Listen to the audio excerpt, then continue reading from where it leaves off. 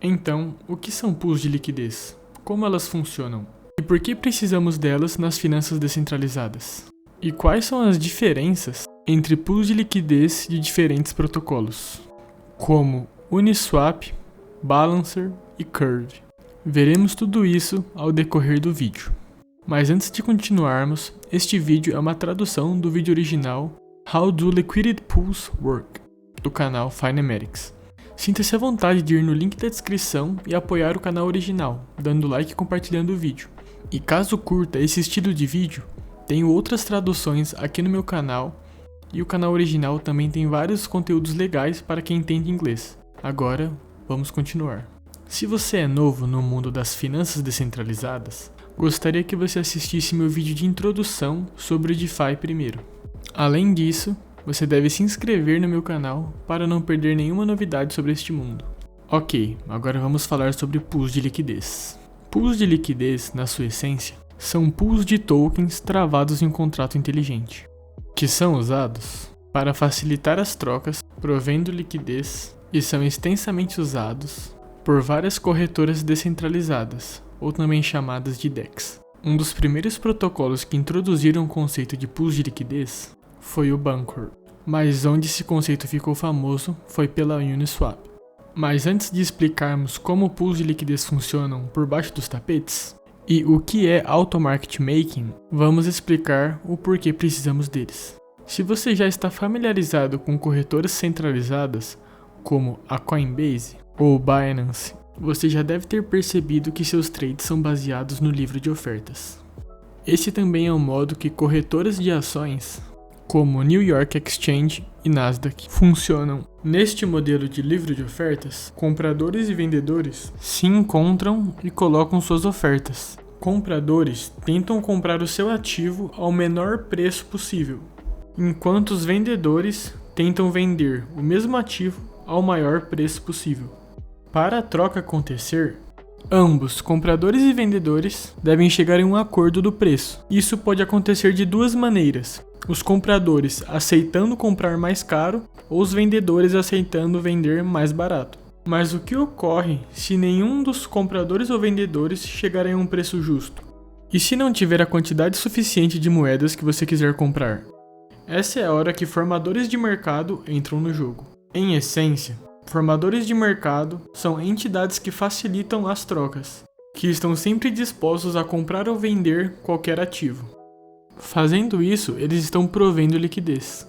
Assim, usuários sempre conseguem fazer suas trocas, sem ter que esperar uma contraparte aparecer. Mas por que a gente não consegue reproduzir isso dentro de uma plataforma DeFi? A resposta é: nós conseguimos. Porém, será devagar, caro e sempre resultará numa experiência pior para o usuário. A principal razão disto é o fato de o modelo de livro de ofertas precisar confiar sempre em formadores de mercado, para, assim como o nome diz, fazer o mercado. Sem formadores de mercado, uma corretora ficará sem liquidez em um determinado ativo, e se tornando inutilizável para alguns usuários. E além disso tudo, os formadores de mercado acompanham o preço de um ativo, constantemente mudando seus preços, enviando e cancelando ordens para a exchange, ou seja, milhares de execuções em um curto período.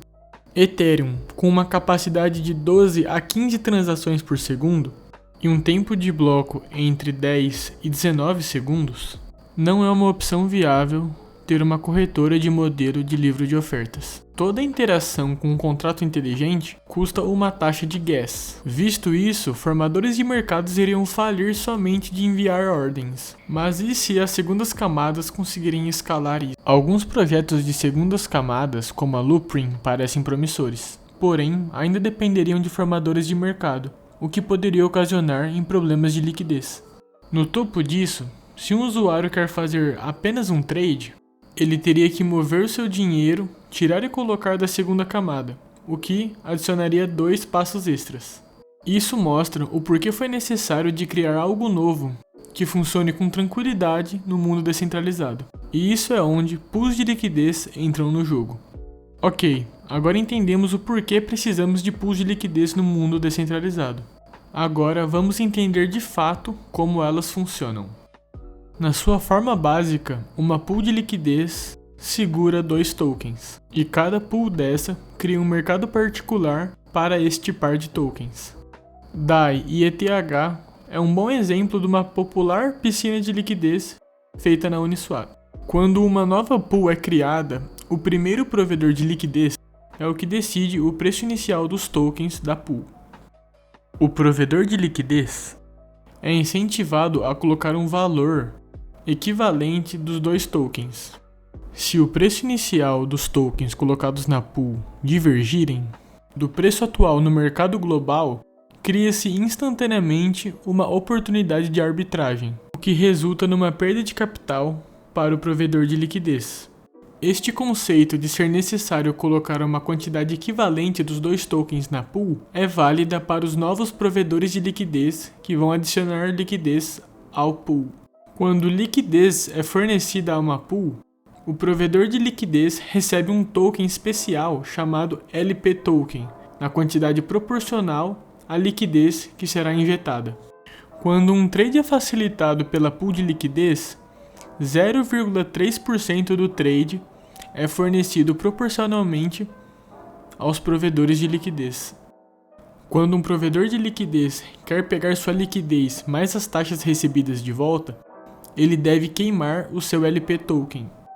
A cada troca de tokens que uma pool de liquidez facilitou, resulta num ajuste de preços de acordo com um algoritmo. Este mecanismo também é chamado de formador de mercado automático. E pools de liquidez de diferentes protocolos usam algoritmos um pouco diferentes. Pools de liquidez básicas, assim como usado na Uniswap, usam um constante algoritmo de formador de mercado, que garante que o produto das quantidades dos 2 tokens depositados seja sempre a mesma. No topo disso, por conta do algoritmo, uma pool sempre conseguirá prover liquidez independente da quantidade da transação. A principal razão disso é que o algoritmo assintoticamente aumenta o valor do token, enquanto a quantidade do token cai. A matemática por trás da constante de prover liquidez é bem interessante, mas para a gente não se estender muito neste vídeo, trataremos disso outro dia. Mas o importante que extraímos daqui é que a divisão dos tokens é o que dita o preço. Então vamos dizer que um comprador compre Ethereum de uma pool de DAI com Ethereum, reduzindo o supply de Ethereum e depositando mais DAI, causando um aumento no preço do Ethereum, enquanto causa uma queda no preço do DAI. Mas o quanto o preço se movimenta? Isso depende do volume do trade, em proporção ao tamanho da pool. Quanto maior for a pool em relação ao trade, o preço é menos impactado e o slippage também. Então, grandes pools conseguem acomodar grandes volumes de trade sem modificar muito o preço, porque piscinas de liquidez com muito volume diminuem o slippage, causando o menor impacto no preço possível.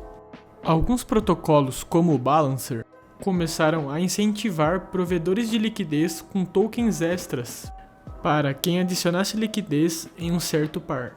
Este processo é chamado de Liquidity Mining. Isso foi abordado no vídeo sobre Yield Farming.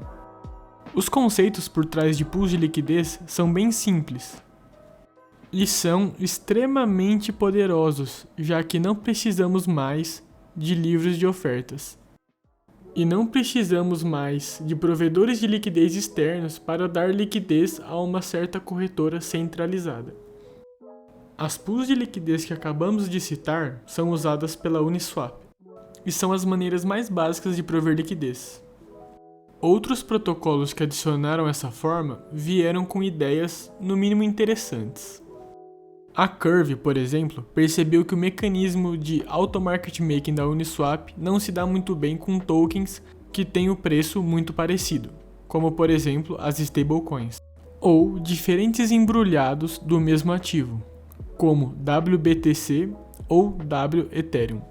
As pools da Curve, mudando um pouco seu algoritmo, conseguiu oferecer menores taxas e menores diferenças na troca desses ativos.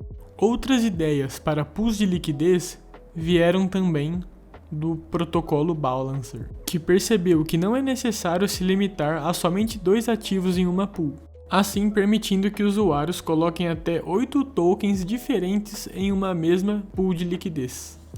Assim como tudo que envolve DeFi, precisamos lembrar dos riscos potenciais disso. Junto aos riscos padrões do DeFi, bug nos contratos inteligentes, chaves administradoras e riscos sistêmicos, tem também o risco de impermanent loss e hacks nas pools. Mais sobre isso em outros vídeos. Então, o que você acha sobre pools de liquidez? E qual conceito sobre DeFi você quer que eu aborde nos próximos vídeos?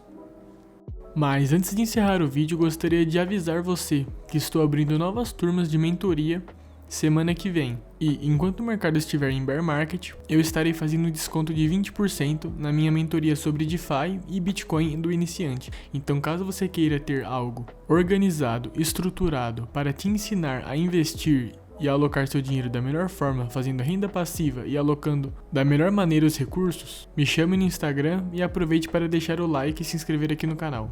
Até mais!